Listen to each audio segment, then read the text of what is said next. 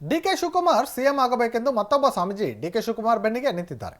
ಜಗಳೂರು ತಾಲೂಕಿನ ಸೊಕ್ಕೆ ಗ್ರಾಮದಲ್ಲಿ ಮಾತನಾಡಿದ ನೊಣವಿನಕೆರೆಯ ಕಾಡು ಸಿದ್ದೇಶ್ವರ ಮಠದ ಡಾಕ್ಟರ್ ಕರಿ ಋಷಭದೇಶಿ ಕೇಂದ್ರ ಶಿವಯೋಗೇಶ್ವರ ಮಹಾಸ್ವಾಮೀಜಿ ಡಿಕೆ ಶಿವಕುಮಾರ್ ಮಠದ ಮಗನಾಗಿ ಭಕ್ತನಾಗಿದ್ದು ಅವರಿಗೆ ಶ್ರೀಮಠದ ಆಶೀರ್ವಾದ ಇದೆ. ಮುಂದಿನ ದಿನಗಳಲ್ಲಿ ಅವರು ಸಿಎಂ ಆಗ್ತಾರೆ. ಸಿದ್ದರಾಮಯ್ಯ ಅವರು ಮಾತು ಕೊಟ್ಟಂತೆ ಸಿಎಂ ಸ್ಥಾನ ಬಿಟ್ಟು ಕೊಡ್ತಾರೆ. ಡಿಕೆ ಶಿವಕುಮಾರ್ ಸಿಎಂ ಹಾಗೆ ಆಗ್ತಾರೆ ಎಂದರು. ಇದಕ್ಕೆ ಹೈಕಮಾಂಡ್ ಕೂಡ ಒಪ್ಪಲಿದೆ ಎಂದರು. ಶಿರ್ಡಿ ಸಾಯಿಬಾಬಾ ರಂಭಾಪುರಿ ಸ್ವಾಮೀಜಿ ಹಾಗೂ ನಮ್ಮ ಆಶೀರ್ವಾದ ಡಿಕೆ ಶಿವಕುಮಾರ್ ಅವರ ಮೇಲಿದ್ದು ಅವರು ಸಿಎಂ ಆಗ್ತಾರೆ. ಇದಕ್ಕೆ ಶಿರ್ಡಿ ಬಾಬಾನೇ ಸಾಕ್ಷಿ ಎಂದರು. ರಂಭಾಪುರಿ ವೀರಸೋಮೇಶ್ವರ ಸ್ವಾಮೀಜಿಯವರು ಡಿಕೆ ಶಿವಕುಮಾರ್ ಮುಖ್ಯಮಂತ್ರಿ ಆಗಲಿ ಅಂತ ಹೇಳಿ ಮತ್ತೊಮ್ಮೆ ಅವರು ಆಶೀರ್ವಾದ ಮಾಡಿದ್ದಾರೆ. ನಿಮ್ಮ ಒಂದು ಪ್ರತಿಕ್ರಿಯೆ?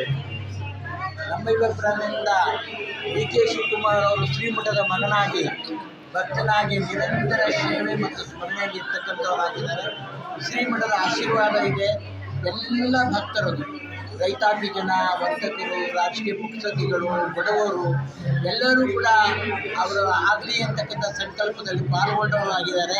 ಮುಂದಿನ ದಿನಗಳಲ್ಲಿ ಅವರು ಆಗ್ತಾರೆ ಅನ್ನೋ ಭರವಸೆ ನಾನು ಕೊಡ್ತಾ ಇದ್ದೀನಿ. ತಾವೆಲ್ಲರೂ ಗಮನಿಸಿ ಅಂತ ಹೇಳಿ. ಅಲ್ಲ, ಈ ಮುಂದಿನ ದಿನಗಳಂದ್ರೆ ಈ ಅವಧಿ ಬಿಟ್ಟು ಮುಂದಿನ ಅಥವಾ ಈ ಅವಧಿಯಲ್ಲಿ ಈ ಅವಧಿಯಲ್ಲೇ ಆಗ್ತಾರೆ. ಈ ಅವಧಿಯಲ್ಲಿ ಸಿದ್ದರಾಮಯ್ಯನವರು ಏನು ಮಾತು ಕೊಟ್ಟಿದ್ದಾರೆ, ಆ ಸಮಯ ಮೀತಿದ್ದಂಗೆ ಸಿದ್ದರಾಮಯ್ಯರು ಬಿಟ್ಟು ಕೊಡ್ತಾರೆ.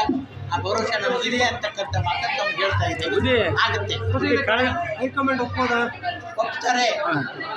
ಕಳೆದ ಬಾರಿ ಗುರು ಪೂರ್ಣಿಮೆ ದಿನ ಬಂದಿದ್ರಿ ನೀವು. ಈ ಕಾರ್ಯಕ್ರಮದಲ್ಲಿ ಆಶೀರ್ವಾದ ಮಾಡಿದ್ರಿ. ಡಿ ಕೆ ಶಿವಕುಮಾರ್ ಅವರು ಸ್ಥಾನ ಸಿಗುತ್ತೆ ಹೇಳಿದ್ದೀನಿ. ಈ ಸುಮಾರು ಗುರುಪೂರ್ಣಿಮೆ ದಿವಸ ಬಂದಿದ್ದೇವೆ.